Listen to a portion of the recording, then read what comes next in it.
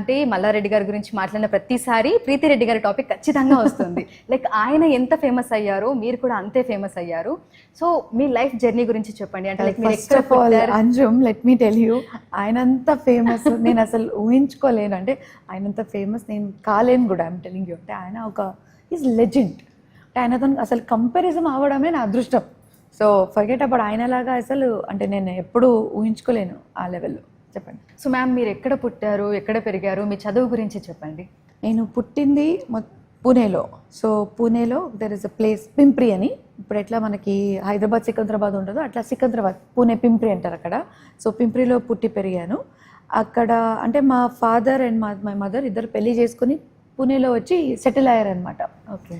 So అక్కడే వాళ్ళ job అంటే ఆయన కూడా he has completed his MBBS and DPH and he was the chief medical health officer of Pimpri Chinchwad corporation. So అక్కడ ఆయన జాబ్ స్టార్ట్ చేశారు. మళ్ళీ దాని తర్వాత మా మదర్ కూడా was scientist in NCL, national chemical laboratory. అక్కడ she was a microbiologist and చాలా తను కూడా she was a scholar in fact as compare to my mother, compare to my father.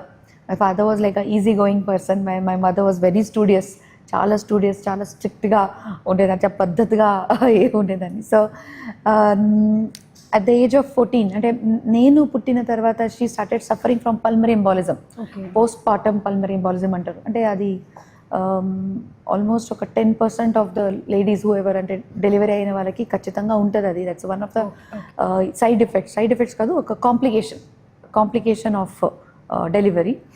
So తనకి third day she started having this pulmonary embolism. So దాంట్లో lungs and heart are involved. So that ఒక like this artery between lung and heart, so that gets blocked. It's not an artery, it's a pulmonary vein actually. So our blockage valla there is breathlessness, rose oxygen petkodamu. So she suffered for 14 years. 14 years tarvata ante when I was at the age of 14 she expired. So అంటే చాలా అనుభవించింది అమ్మ. 14 years oxygen మీద మనం ఒక్క రోజు కూడా ఊపిరి తీసుకోకుండా బతకలేం. కానీ 14 years రోజు ఒక 6-7 hours ఆక్సిజన్ మీద ఉండడం, మళ్ళీ పెట్టుకొని అంటే ఇంట్లోనే తిరిగేదని అక్కడే అదే ఇంట్లో ఏం పని చేయడం కూడా తనకి కుదరకపోతుండే. సో అదే అంటే ఆ స్ట్రెస్లో ఎప్పుడు 14 years మా పేరెంట్స్, మా ఫాదర్ కూడా ఎప్పుడైనా ఒక 3-4 monthsకి ఫ్లెబటోమీ చేయడము, అంటే తనకు హాస్పిటల్ తీసుకుపోవడము, ఐసీయూలో అడ్మిట్ చేయడము అతనే ఉంటుండే అనమాట. కానీ అట్లాంటి సిచ్యువేషన్లో కూడా ఎప్పుడు కూడా నాకు ఇట్లా మా ఇంట్లో ఒక పరిస్థితి బాగాలేదు ఆ ఫీలింగ్ ఎప్పుడు తేలేవాళ్ళు. నన్ను చాలా ఓపెన్గా నాకు మోటివేట్ చేసుకుంటా, నవ్వుకుంటా, హ్యాపీగా ఉన్నారు. సో అది చూసి నాకు అంటే అనిపిస్తుంది అంత కష్టంలో కూడా నన్ను ఎఫెక్ట్ కాకుండా పెంచారు కాబట్టి. And so no brother sister, నా ఫస్ట్ డాటర్గా అంటే first child and then she got this disease. దాని తర్వాత they couldn't bear another child. So I'm the only daughter. ఒక ఏజ్ తర్వాత ఫాదర్ అంటే హీ వాజ్ స్ట్రిక్ట్ ఓన్లీ, కానీ ఎంబీబీఎస్ తర్వాత so I did my MBBS from DY Patil and MD medicine also DY Patil. So MD medicines చేస్తున్నప్పుడు Bhadra Reddy garu was one of my colleague. అప్పుడు ఏమో అంటే I don't know today everyone ఇప్పుడు మా ఇంట్లో ఇట్లా లవ్ మ్యారేజ్ అదంతా ట్యాగ్ చేస్తారు. To be very frank, we both were like good friends. మనం మొత్తం అందరం అంటే చదువుకునే వాళ్ళు, చేసేటోళ్ళు. నేను కూడా అంటే always everyone were boys in the entire బ్యాచ్లో I was only girl. So ఆయనకు పాపం ఆప్షన్ లేకుండే ఎక్కువ then to go for me. So అప్పుడు ఏముంటే we use to concentrate on studies, ఎందుకంటే ఎంటీ మెడిసిన్ చేయడం కష్టం అది. అండ్ అప్పుడు స్ట్రిక్ట్నెస్ అంత హాస్పిటల్లో patients. So it was more like a friendship and ఒక టుగెదర్నెస్. అంటే అందరం మనం కలిసి చేయడం. ఆయన నన్ను అర్థం చేసుకున్నారు, నేను ఆయనకు అర్థం చేసుకున్నాను. So after 3 years he proposed me. He said that I want to marry you. నేను అన్నా okay, I you sure? 3 years అన్న, you have experienced me very well, I you sure?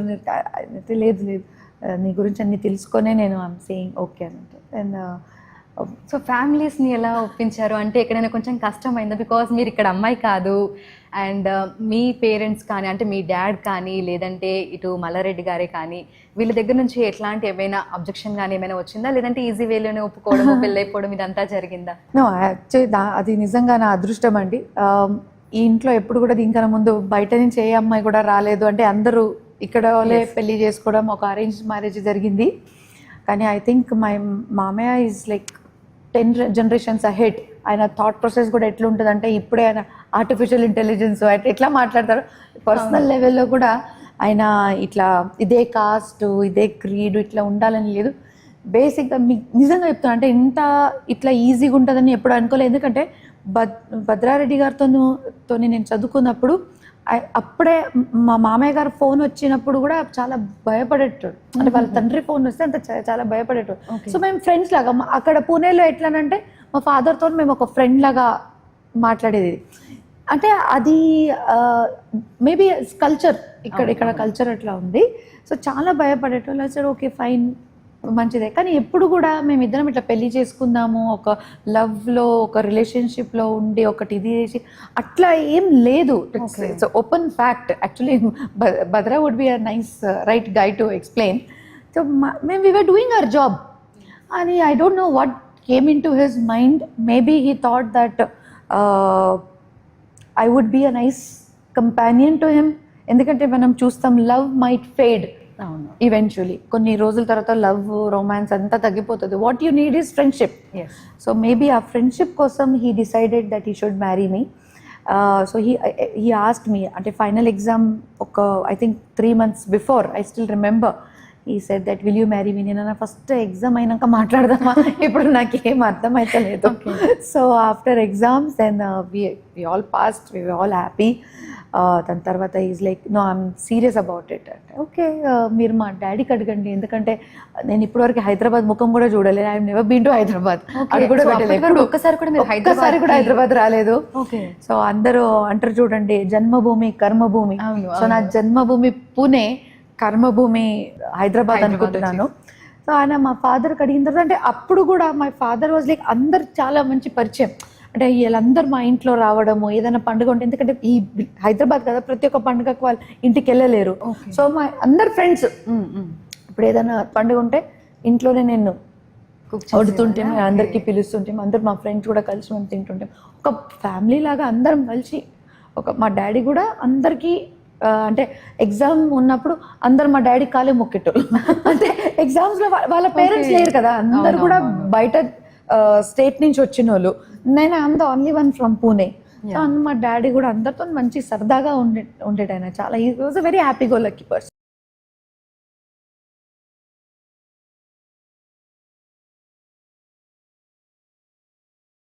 చాలా అసలు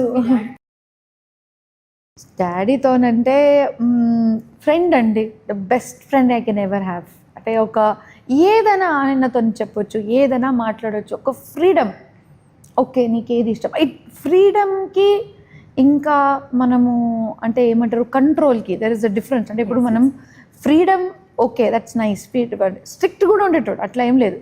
ఎన్ని గంటలకు వచ్చినావు, ఎన్ని గంటలకు పడుకున్నావు, నువ్వు అంటే కరెక్ట్గా తింటుందా లేదా, కరెక్ట్గా బట్టలు వేసుకుంటుందా లేదా, ఫ్రెండ్స్ ఎవరున్నారు అవంతా తెలుసుకొని అప్పుడు ఫ్రీడమ్ ఇచ్చేట. ఓకే సో ఆ చెప్పడానికి కూడా నాకు ఆ స్కోప్ ఉండే ఆయన దగ్గర.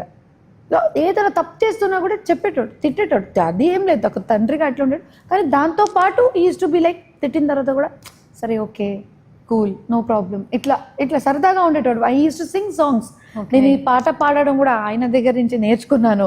So we use to have good fun. So Bhadrareddy గారు వచ్చి అంటే భద్రా వచ్చి నీతో పెళ్లి చేద్దాం అనుకుంటున్నాడు, ఆయనకు తెలుసు కదా నీ గురించి అట్లా.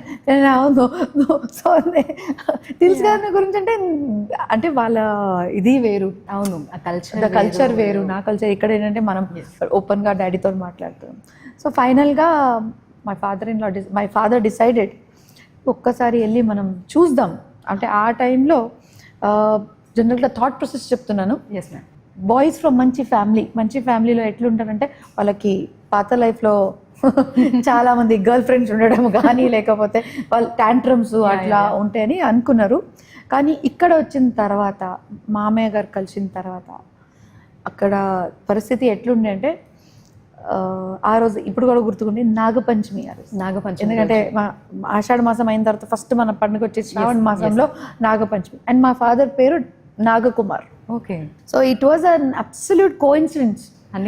అంతా కలిసి వచ్చినాయి. అంటే మా అత్తమ్మ గారు అన్నారు సరేలే ఇప్పుడు ఎట్లయినా అంటే పెళ్లి చేసుకుందామని డిసైడ్ అయితే మా మామయ్య మొత్తం నా గురించి తెలుసుకున్నారు, అంటే నా ఫ్యామిలీ బ్యాక్గ్రౌండ్ గురించి తెలుసుకున్నారు, అర్థమైంది. సో ఆయన ఎప్పుడు అంటాడు, ఒక్క డాక్టర్ అనుకున్నాను ఇంకో డాక్టర్ ఫ్రీగా వచ్చిందంటే, సో ఆయన ఈజ్ వెరీ ఓపెన్ మైండెడ్, చాలా ఓపెన్ మైండెడ్ సార్.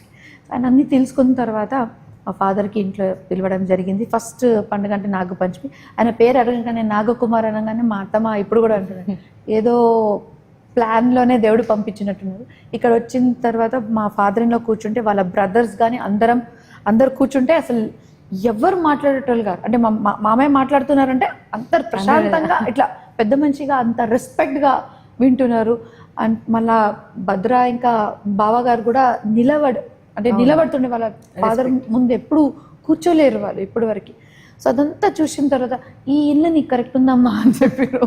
ఎందుకంటే ఇప్పటివరకు నేనంతా నీకు స్ట్రిక్ట్గా పెంచలే, ఒకటే బిడ్డే కాబట్టి this house is right for you. చూసింది ఏంటంటే సంస్కారం. ఎందుకంటే నేను సంస్కారం విల్ గో హెడ్. నన్ను కానీ నా పిల్లల్ని కానీ చాలా మటుకు నేను చేంజ్ అయిపోయినా ఫ్రమ్ దేర్ టు ఇయర్. పూణేలో ఉండే ప్రీతి సరే అక్కడ కూడా డెడికేటెడ్గా పనిచేసేదాన్ని, but it was like a different. ఇక్కడ వచ్చిన తర్వాత ఒక తల్లిగా నాకు మా అత్తమ్మ దొరికిరు, అంటే ఒక ఫ్యామిలీ నాకు దొరికింది అనమాట. అక్కడ అమ్మ లేరు, నేను డాడీ ఓకే, ఏదో మనం చిన్న ఫ్యామిలీ, ఏదో ఒకటి వండేటోడు, ఏదో ఒకటి తినేటోడు, బోర్ అయితే బయటికి పోయి తినేటోడు, అట్లా ఉండేది మేమిద్దరం ఫ్రెండ్స్. ఇక్కడ వచ్చిన తర్వాత ఒక ఫ్యామిలీ సెంటిమెంట్స్, ఒక టుగెదర్నెస్, అందరం కలిసి మనం ఎట్లా తినాలి, అదంతా ఇక్కడ వచ్చిన తర్వాత ఇంకా ఐ వాజ్ మిస్సింగ్ దిస్. నా లైఫ్లో ఇది కావాలని అనుకుంటుంటే అది నాకు ఇక్కడ ఈ ఫ్యామిలీలో ఇక్కడ వచ్చి నాకు అది మంచి ఫీలింగ్ వచ్చింది. మా ఆడపడుచు కూడా అసలు భద్ర కన్నా ఎక్కువ నా సిస్టర్ లాగా తను బిహేవ్ చేస్తారు. Okay.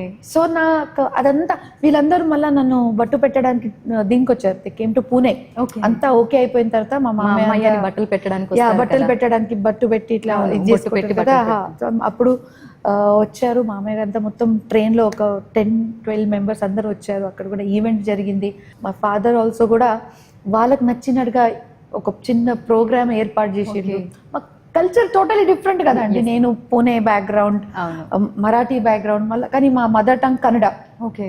My mother and my father they belong to Gulbarga and Hubli అక్కడ. So my father more of Gulbarga, my mother comes more from Hubli Dharwad. So వాళ్ళు ఇక్కడికి వచ్చి, so it was a beautiful thing. వాళ్ళు కూడా మమ్మల్ని చాలా కంఫర్టబుల్గా చేశారు. మా ఫాదర్ మిడిల్ క్లాస్ బ్యాక్గ్రౌండ్, డాక్టర్గా, upper middle class, doing good, happy. అంటే చదువుకే ఇంపార్టెన్స్ ఇచ్చేటోళ్ళు. ఇక్కడ వచ్చిన తర్వాత అక్కడ పూణేలో వచ్చిన తర్వాత మా మామయ్య కూడా, ఆయన కూడా అంటే ఇట్లా నేను ఒక ఎడ్యుకేషనిస్ట్గా అలా కానీ లేకపోతే ఒక చైర్మన్గా కానీ ఎప్పుడు కూడా అట్లా ఆ ఈగో కానీ ఆ యాటిట్యూడ్ చూపించకుండా మా డాడీకి చాలా ఒక ఫ్రెండ్గా మాట్లాడి అంతా అసలు ఇట్ వాజ్ అన్బిలీవబుల్. సో